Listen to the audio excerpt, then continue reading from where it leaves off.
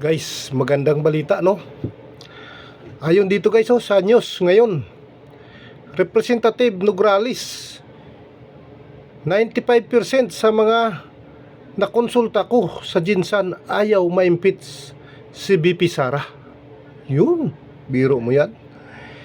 Iginiit ni General Santos City Lone District Representative Sherlyn Banyas Nograles na karamihan sa mga sektor na kanyang nakonsulta sa lungsod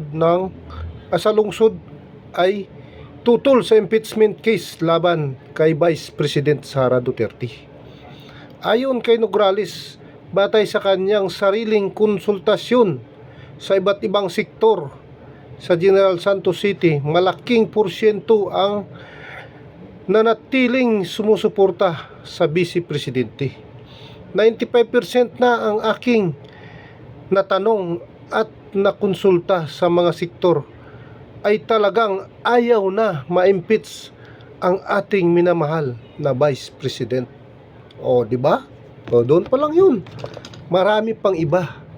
Kung mag-survey talaga ng totoong survey, talagang si Vice President talaga ang gusto ng taong bayan, no?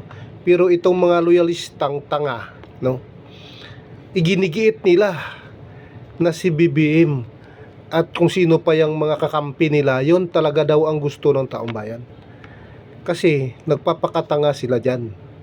Hindi talaga sila naniniwala kasi mga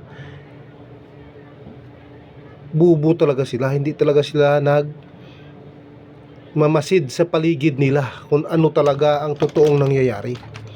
Natakpan na ang kanilang puso't isip pati mata sa mga totoong nangyayari. Hindi na talaga nila nakikita, no, kung saan na talaga pumapanig ang taong bayan, no?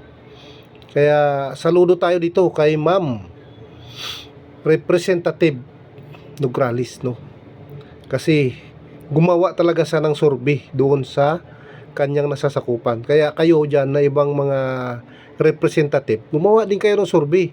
Ilathala nyo rin kung talaga bang ayaw na ng taong bayan si BP Sara o talagang gustong-gusto nila si BP Sara, no? Ilathala natin lahat yan sa social media para umiyak lalo yung mga tanga, di ba? Para matauhan sila.